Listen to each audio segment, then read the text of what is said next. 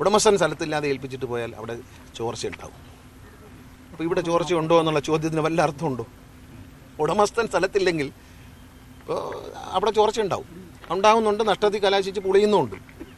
അത് ഉടമസ്ഥൻ ജീവിച്ചിരിക്കുമ്പം, ഉടമസ്ഥൻ വല്ലപ്പോഴും നോക്കുമ്പോൾ ഇതാരും നോക്കാത്തപ്പോൾ എന്തായിരിക്കും സ്ഥിതി? ഗ്യാലറിയിലിരുന്ന് കളി കാണാൻ എളുപ്പമാണ്, കളിക്കളത്തിൽ ഇറങ്ങുമ്പോഴേ ബുദ്ധിമുട്ട് മനസ്സിലാക്കുള്ളൂ. പിന്നെ കുറച്ചുകൂടി പക്വതയോടുകൂടി ഇത്തരം സ്ഥാനങ്ങളിലേക്ക് വരുമ്പോൾ കുറച്ചുകൂടി പക്വതയോടുകൂടി ഉള്ള അഭിപ്രായ പ്രകടനമാണ് എല്ലാവരും പ്രതീക്ഷിക്കുന്നത്. ഇത് ഈ മുന്നണിയിൽ നിന്നുകൊണ്ട് ഇത്തരം അഭിപ്രായ പ്രകടനം നടത്തുന്നത് ആദ്യമായിട്ടല്ല. പിന്നെ ആഭ്യന്തര വകുപ്പിനെതിരെ പരസ്യമായിട്ട് എതിരായിട്ട് അഭിപ്രായം പറഞ്ഞിട്ടുണ്ട്, ആരോഗ്യ വകുപ്പിനെതിരെ പറഞ്ഞിട്ടുണ്ട്, പൊതുമരാമത്ത് വകുപ്പിനെതിരെ പറഞ്ഞിട്ടുണ്ട്, ഇൻഡസ്ട്രീസ് വകുപ്പിനെതിരെ പറഞ്ഞിട്ടുണ്ട്, വിദ്യാഭ്യാസ വകുപ്പിനെതിരെ പറഞ്ഞിട്ടുണ്ട്. അപ്പോൾ ഏത് വകുപ്പിനെതിരെയാണ് ഇത്തരം ആരോപണങ്ങൾ ഇദ്ദേഹം ഉന്നയിക്കാതിരുന്നത്? നമസ്കാരം. അന്തിച്ചർച്ച ആരംഭിക്കുകയാണ്. പൊതുവെ നിശബ്ദമായി നടന്ന മന്ത്രിസഭാ പുനഃസംഘടനയാണ് കഴിഞ്ഞ ദിവസം പൂർത്തിയായതെന്നാണ് നമ്മൾ പ്രതീക്ഷിച്ചത്. പക്ഷേ അതല്ല സംഭവിച്ചിരിക്കുന്നത്.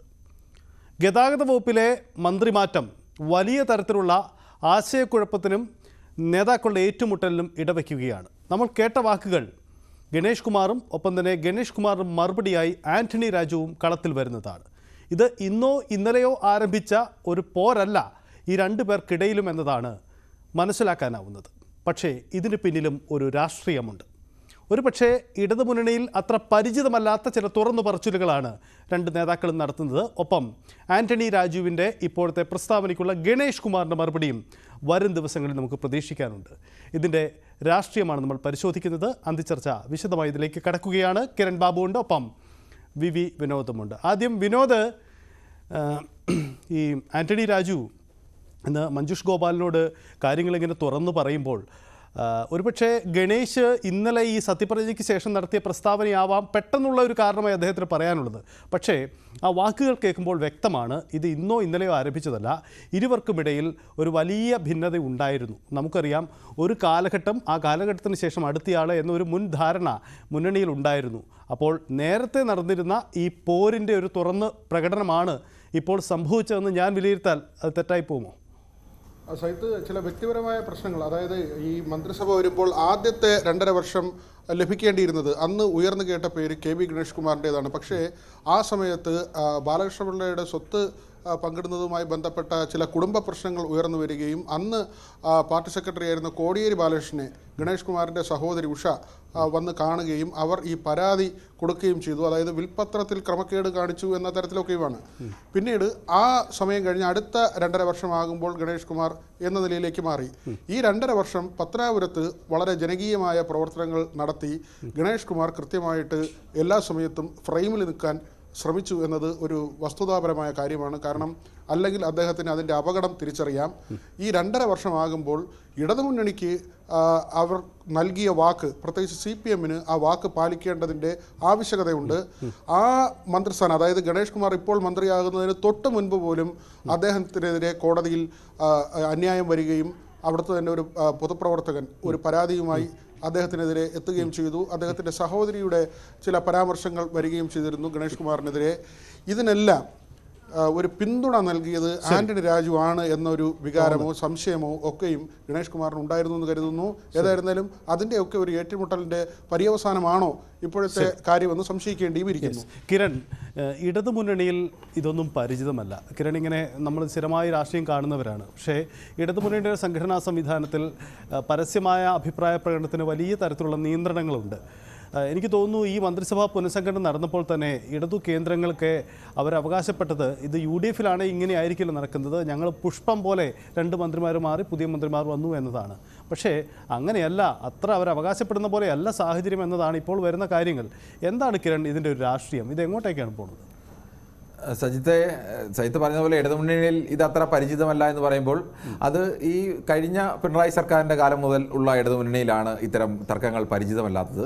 അതിന് മുമ്പുണ്ടായിരുന്ന VS സർക്കാരിൻ്റെ കാലത്തായാലും EK നായനാർ സർക്കാരിൻ്റെ കാലത്തായാലും ഇടതുമുന്നണിയിൽ വലിയ തർക്കങ്ങളൊക്കെ ഉണ്ടാകുകയും CPI-യുടെ അടക്കം നേതാക്കൾ, അഥവാ കേരള കോൺഗ്രസ് ജോസഫ് വിഭാഗം നിൽക്കുമ്പോൾ അവരുടെ നേതാക്കളുമൊക്കെ പരസ്യമായി തന്നെ മുന്നണിക്കെതിരെ അഭിപ്രായങ്ങൾ പറയുകയും തർക്കങ്ങൾ ഉന്നയിക്കുകയും ഇടതുമുന്നണിയിലെ തർക്കങ്ങൾ വലിയ വാർത്തകളായി നമ്മളെല്ലാവരും റിപ്പോർട്ട് ചെയ്തിട്ടൊക്കെ ഉള്ളതാണ്.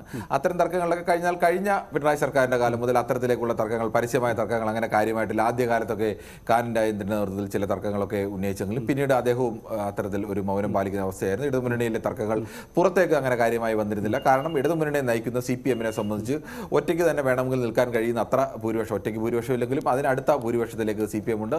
CPM അത്രത്തോളം വലിയ ശക്തിയായി മാറുകയും മറ്റു പാർട്ടികളൊക്കെ അതിൻ്റെ അടുത്ത് നിൽക്കാൻ കഴിയുന്ന പാർട്ടികളായി മാറുകയും മാത്രം ചെയ്തതാണ്. അതുകൊണ്ട് തന്നെ അത്തരത്തിലേക്കുള്ള തർക്കങ്ങളൊന്നും ഉണ്ടായിരുന്നില്ല. ഈ പ്രാവശ്യം ഈ മന്ത്രി സ്ഥാനം മാറുന്നതും മുന്നണിയുടെ മുൻ ധാരണ പ്രകാരം തന്നെയാണ് മാറുന്നത്. നേരത്തെ വിനോദ് സൂചിപ്പിച്ചതുപോലെ ആദ്യഘട്ടത്തിൽ പരിഗണിച്ചിരുന്ന പേര് ഗണേഷ് കുമാറിന്റെ പേര് തന്നെയാണ്. രണ്ടാം ഘട്ടത്തിലേക്കാണ് ഈ ആന്റണി രാജുവിന്റെ പേര് പരിഗണിച്ചിരുന്നത്. സ്വാഭാവികമായും പക്ഷേ ആ ഒരു കാര്യമായ ആലോചനകളൊന്നുമില്ലാതെ തന്നെ മുന്നണി തന്നെ അവകാശപ്പെടുന്ന പോലെ ഇല വീഴുന്ന അതേ ലാഘവത്തോടു കൂടി മാറ്റാൻ കഴിഞ്ഞു. പക്ഷേ പുറമേക്ക് കണ്ട ആ ഒരു ലാഘവമല്ല, അല്ലെങ്കിൽ അതിനപ്പുറത്തേക്കുള്ള പ്രശ്നങ്ങൾ ഇടതുമുന്നണിയിൽ ഉണ്ട് എന്നതുകൂടിയാണ് വ്യക്തമാക്കുന്നതാണ്. ആന്റണി രാജുവിനെ സംബന്ധിച്ച് ആന്റണി രാജുവിൻ്റെ പ്രതീക്ഷ ഉണ്ടായിരുന്നു. സ്വാഭാവികമായും ഗണേഷ് കുമാറിനെതിരെയുള്ള നിരവധി ആരോപണങ്ങൾ സജീവമായി തന്നെ രംഗത്തുണ്ട്. കഴിഞ്ഞ തവണ മന്ത്രിസ്ഥാനം പോയതുപോലുള്ള ആരോപണങ്ങൾ ഇപ്പോഴും സജീവമായിട്ടുണ്ട്. പിന്നീട് ഉയർന്നു വന്ന ഒരു കേസിലടക്കം കോൺഗ്രസിലെ പ്രധാനപ്പെട്ട നേതാക്കളടക്കം സോളാർ കേസിലടക്കം KB ഗണേഷ് കുമാറിന്റെ ബന്ധം സംബന്ധിച്ച ആരോപണങ്ങൾ ഉയർന്നു. ഇത്തരം ഒരു സാഹചര്യത്തിൽ അത്തരമൊരു പ്രതിച്ഛായയിൽ നിൽക്കുന്ന ഒരാൾ മന്ത്രിസ്ഥാനത്തെ കൊണ്ടുവരാൻ സ്വാഭാവികമായും CPM തയ്യാറാവില്ല എന്നൊരു പ്രതീക്ഷ ആന്റണി രാജുവിനുണ്ടായിരുന്നു. തുടർച്ചയായി 5 വർഷത്തോളം അദ്ദേഹത്തിന് തുടരാം എന്ന് പ്രതീക്ഷിക്കുന്നു. ഞാൻ ഇടയ്ക്കൊന്ന് ഇടപെട്ട്, അതായത് ഈ ഗണേഷ് കുമാറിന്റെ ഒരു ചരിത്രം പരിശോധിക്കുമ്പോൾ കഴിഞ്ഞകാല UDF മന്ത്രിസഭയിൽ ഇരിക്കുമ്പോഴും അദ്ദേഹം സ്വന്തം സർക്കാരിനെ വിമർശിക്കാൻ മടി കാട്ടാത്ത ആളാണ്. ഇവിടെ ഈ പിണറായി സർക്കാരിൻ്റെ കാലത്ത് തന്നെ ആലോചിച്ച് നോക്കുക, മുഹമ്മദ് റിയാസിൻ്റെ പൊതുമരാമത്ത് വകുപ്പിനെതിരെ പോലീസിൻ്റെ ചില നടപടിക്കെതിരെ ഇതിലൊക്കെ ഗണേഷ് ഇങ്ങനെ പ്രസ്താവന നടത്തിയിട്ടുണ്ട്. അതായത് CPM നേതൃത്വത്തിന് അത്ര താല്പര്യം ഉണ്ടാവാൻ സാധ്യതയില്ല ഗണേഷിനോട് എന്ന് നമുക്ക് തോന്നിയിരുന്നു. പക്ഷേ ഗണേഷിന് പരിഗണന മുന്നണി ധാരണയനുസരിച്ച് തന്നെ നൽകുന്നു. അവിടെ ഈ മുന്നണി ധാരണയ്ക്കും അപ്പുറം ഇപ്പോൾ ഈ NSSനെയൊക്കെ ഒപ്പം നിർത്താനുള്ള ഒരു വിദൂര ശ്രമം കൂടി ഡയറക്ട് ബോർഡ് അംഗം കൂടിയായ ഗണേഷിനെ മന്ത്രിസഭയിൽ എടുക്കുന്നതിലൂടെ CPM കാണുന്നുണ്ടാവും. സഹിത്തെ അത് തന്നെയാണ് ഏറ്റവും പ്രധാനം. ആന്റണി രാജു എന്ന് പറയുന്ന നേതാവും KB ഗണേഷ് കുമാർ എന്ന് പറയുന്ന നേതാവിനെയും ഒരു തരത്തിലും കമ്പയർ ചെയ്യാൻ കഴിയുന്ന നേതാവല്ല. KB ഗണേഷ് കുമാറിനെ സംബന്ധിച്ചിടത്തോളം അത് R ബാലകൃഷ്ണ പിള്ളയുടെ മകനാണ്. വരുമ്പോൾ തന്നെ രാഷ്ട്രീയത്തിൽ സിനിമാ നടനാണ്. ആ തരത്തിലേക്കുള്ള രാഷ്ട്രീയ പ്രാധാന്യവും അല്ലെങ്കിൽ എങ്ങനെ ലൈം ലൈറ്റിൽ നിൽക്കണമെന്ന് കൃത്യമായി അറിയുന്ന ആളാണ്. വിമർശനം ഉന്നയിക്കുമ്പോഴും എല്ലാം എങ്ങനെ നായക പ്രതിച്ഛായയിൽ നിൽക്കണമെന്ന് കൃത്യമായി അറിയുന്ന ആളാണ്. അതിനൊക്കെ ഉപരി സജിത്ത് പറഞ്ഞതുപോലെ NSS എന്ന് പറയുന്ന ഒരു വലിയ സാമുദായിക സംഘടനയുടെ പരസ്യമായ പിന്തുണയുള്ള നേതാവാണ്.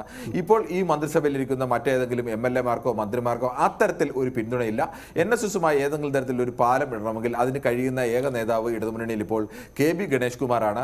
NSS കഴിഞ്ഞ കുറേ കാലമായി ഇടതുമുന്നണിയുമായും പിണറായി സർക്കാരുമായും ഇടഞ്ഞു തന്നെ നിൽക്കുകയാണ്. അത്തരമൊരു ഘട്ടത്തിൽ NSS-നെ പോലെ വലിയ വോട്ട് ബാങ്കായ ഒരു ശക്തിയെ പൂർണ്ണമായും പിണക്കിക്കൊണ്ട് വരുന്ന ലോക്സഭയിലേക്ക് പോവുക എന്നത് അത്ര ബുദ്ധിയുള്ള കാര്യമല്ല. അല്ലെങ്കിൽ രാഷ്ട്രീയ തന്ത്രത്തിൽ അത് അവരെ അനുനയിപ്പിച്ച് നിർത്തേണ്ടത് അനിവാര്യതയാണ്. അത്തരമൊരു പ്രാധാന്യം KB ഗണേഷ് കുമാറിനുണ്ട്. ഈ ലത്തീൻ സമുദായത്തിൻ്റെയൊക്കെ പിന്തുണ ഉണ്ട് എന്നൊക്കെ പറയുമ്പോഴും അങ്ങനെ ലത്തീൻ സമുദായത്തിൻ്റെ പിന്തുണയുള്ള അല്ലെങ്കിൽ അവരുമായി സംസാരിക്കാൻ കഴിയുന്ന ഏക വ്യക്തിയൊന്നുമല്ല ആന്റണി രാജു. ആന്റണി രാജുവിന് അങ്ങനെ ആ തരത്തിലേക്ക് നേരത്തെ KB ഗണേഷ് കുമാറിനുണ്ടായിരുന്ന ആ ഒരു പാരമ്പര്യമോ അല്ലെങ്കിൽ ആ തരത്തിൽ ലൈം ലൈറ്റിൽ നിൽക്കാനുള്ള ശേഷിയൊന്നും ആ തരത്തിലേക്കുള്ള ഒരു നേതാവല്ല. ആന്റണി രാജു കഴിഞ്ഞ കുറേ കാലമായി CPM-ൽ വിഭാഗീയതര ഘട്ടം മുതൽ ഉറച്ച് തന്നെ ഒരു ഔദ്യോഗിക പക്ഷത്ത് നിൽക്കുകയും CPM-നെ ന്യായീകരിക്കേണ്ട CPM-ന് പറയാൻ കഴിയാത്ത കാര്യങ്ങളടക്കം ചാനൽ ചർച്ചകളടക്കം പറഞ്ഞ് ആ ഒരു കൂറ് തെളിയിച്ചുകൊണ്ട് ശക്തമായി ബാധിച്ചു നിന്ന നേതാവ് എന്നതും അതിനപ്പുറത്ത് മാത്രമേ വരുന്നുള്ളൂ. ഈ ലത്തീൻ സമുദായത്തിന്റെ ഒരു പിന്തുണ അദ്ദേഹത്തിനുണ്ട് എന്നുള്ളത് അത് തന്നെ അദ്ദേഹത്തെ പിണക്കിയതുകൊണ്ട് ലത്തീൻ സമുദായം ആകെ പിണങ്ങും എന്നൊരു അവസ്ഥയൊന്നുമില്ല. ഈ രണ്ടുപേരും തമ്മിലുള്ള പിന്തുണയുടെ ബലം, ആ വ്യത്യാസത്തിൽ അവർ രണ്ടുപേരും വലിയ വ്യത്യാസമുണ്ട്. അതുകൊണ്ട് തന്നെ KB ഗണേഷ് കുമാർ അത്തരം തെറ്റുകളെ സ്വാഭാവികമായും ഏതു മുന്നണിയും ക്ഷമിക്കും, അല്ലെങ്കിൽ ക്ഷമിച്ചു എന്ന് അവർക്ക് നടിക്കേണ്ടി വരും. പക്ഷേ ആന്റണി രാജുവിനെ സംബന്ധിച്ച് ഈ ലത്തീൻ സമുദായത്തിന് പിന്തുണ എത്രത്തോളം ഉണ്ട് എന്നൊക്കെ ഉള്ളത് ഇനിയും ചോദ്യം ചെയ്യപ്പെടേണ്ട വിഷയങ്ങളാണ്, അല്ലെങ്കിൽ ഇനിയും പരിശോധിക്കേണ്ട വിഷയങ്ങളാണ്.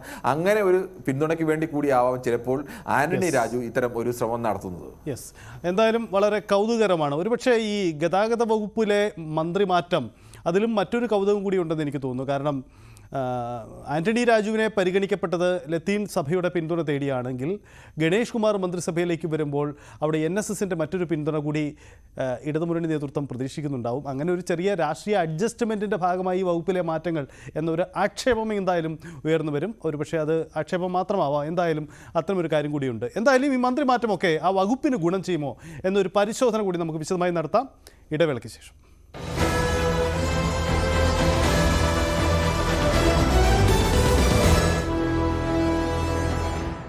ഈ പരിപാടി നിങ്ങൾ അവിടെ പാർക്ക്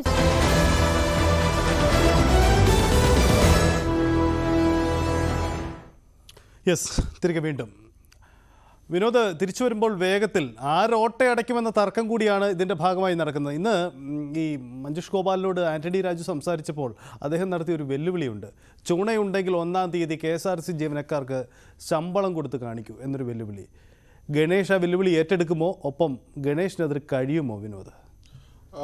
സൈത്ത്, ഇതൊക്കെ 1-ാം തീയതി ശമ്പളം കൊടുത്ത ആളുകൾ, ടോമിൻ തച്ചങ്കരി MD ആയിരുന്ന സമയത്ത് KSRTC കൃത്യമായി ശമ്പളം കിട്ടിയിരുന്നു. അദ്ദേഹം ഏതാണ്ട് 9 മാസമോ മറ്റോ ആണ് ഉണ്ടായിരുന്നത്. ആ സമയം അത്രയും അവിടെ ജീവനക്കാർക്ക് കൃത്യമായി ശമ്പളം കിട്ടിയിരുന്നു. ഇപ്പോഴും ശമ്പളത്തിന് ഒരു മാസം വൈകി എന്നുള്ള നിലയ്ക്കാണ് പോകുന്നത്. ഗണേഷ് കുമാറിനെ സംബന്ധിച്ചായിരുന്നാലും അല്ലെങ്കിൽ ആന്റണി രാജുവിൻ്റെ വെല്ലുവിളി, ഒരു മുൻ മന്ത്രി പുതുതായി വരുന്ന മന്ത്രിയെ വെല്ലുവിളിക്കുമ്പോൾ നമ്മൾ അതിൽ കാണേണ്ട വസ്തുത ഏതാണ്ട് 3500 കോടി രൂപയാണ് ഇപ്പോൾ KSRTCയുടെ ആകെ ബാധ്യത. അതിൽ തന്നെ 95ഓളം ഡിപ്പോ ഉള്ളതിൽ ബഹുഭൂരിപക്ഷവും പണയത്തിലാണ്.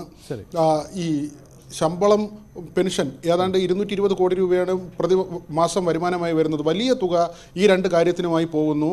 പിന്നെ ഇന്ധന ചിലവ്, അവിടെയാണ് ഈ ഇന്ധനം ഇപ്പോൾ നമ്മൾ കാലങ്ങളായി ഉപയോഗിക്കുന്ന പെട്രോളും ഡീസലും മാറ്റിയുള്ള പരിഷ്കാരങ്ങൾ KSRTC വരുന്നുണ്ട്. അത്തരം ബസ്സുകൾ കൂടുതലായി വരിക. പക്ഷേ അവിടെയും വെല്ലുവിളിയുണ്ട്.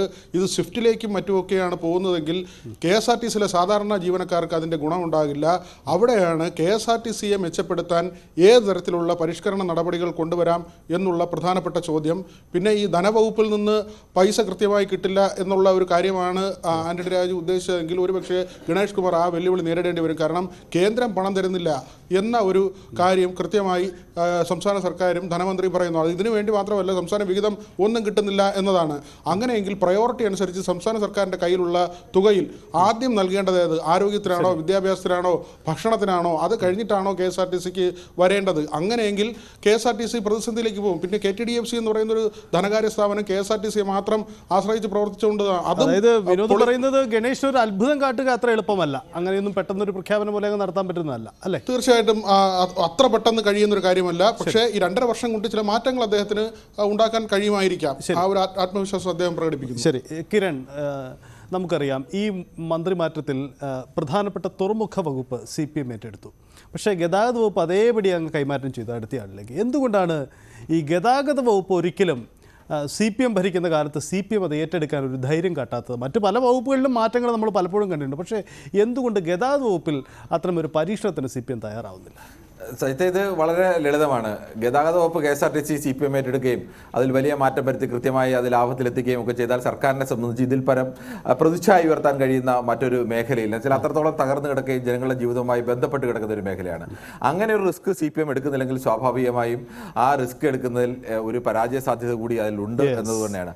അതുകൊണ്ടൊക്കെ തന്നെ ആവണം ഇത് ഗണേഷ് തന്നെ ആദ്യം മുൻ മന്ത്രിക്കെതിരെ ഒട്ടയുണ്ടായിരുന്നു, അദ്ദേഹം നാഥനില്ലാത്ത വീടായിരുന്നു എന്നൊക്കെ പറഞ്ഞ് അദ്ദേഹം തന്നെയാണ് ഒരു പക്ഷത്തിൽ പറഞ്ഞാൽ ചൊറിഞ്ഞ് തന്നെ മേടിച്ച് തിരിഞ്ഞ ഒരു വെല്ലുവിളിയാണ്. ആ വെല്ലുവിളി ഏറ്റെടുത്ത് ഗണേശന് അത് വിജയകരമായി മുന്നോട്ട് കൊണ്ടുപോകാൻ കഴിഞ്ഞാൽ ഗണേശന് മികച്ച മന്ത്രി എന്ന ഖ്യാതി നേടാം. എന്തായാലും അങ്ങനെയൊക്കെ നേടാൻ അദ്ദേഹത്തിന് കഴിയട്ടെ. അദ്ദേഹത്തിന് നേട്ടത്തിൽ KSRTC വളരട്ടെ എന്ന് നമുക്ക് ആഗ്രഹിക്കാം. എന്തായാലും വെല്ലുവിളി ഏറ്റെടുക്കാൻ കഴിയുമോ, എത്രത്തോളം വിജയിക്കാൻ കഴിയുമോ എന്നൊക്കെ ഉള്ളത് എന്തായാലും കാലം തെളിയിക്കേണ്ടതാണ്. അതിന് നമുക്കിപ്പോൾ പ്രവചനത്തിലേക്ക് പോവുക അസാധ്യമാണ്. എന്തായാലും KSRTCയുടെ ഓട്ട ആരടയ്ക്കും, ഒപ്പം ശമ്പളം കൃത്യമായി കൊടുക്കാനാകുമോ? അങ്ങനെ പ്രസക്തമായ ആകാംക്ഷയുയർത്തുന്ന ചോദ്യങ്ങൾ അവശേഷിക്കുകയാണ്. അതിന് ഗണേശിന് കഴിയട്ടെ എന്ന് നമുക്കും കരുതാം. ഒപ്പം തന്നെ ഗണേഷും ആന്റണി രാജുവും തമ്മിൽ നടത്തുന്ന പ്രസ്താവന യുദ്ധത്തിൽ മറ്റൊരു രാഷ്ട്രീയം കൂടിയുണ്ട്. സമയപരിമിതി കൊണ്ട് നമുക്ക് വിശദമായി തന്നെ അതിലേക്ക് പോകാനുമാവുന്നില്ല. അത് ചർച്ച എന്തായാലും പൂർണ്ണമാവുന്നു. നന്ദി, നമസ്കാരം.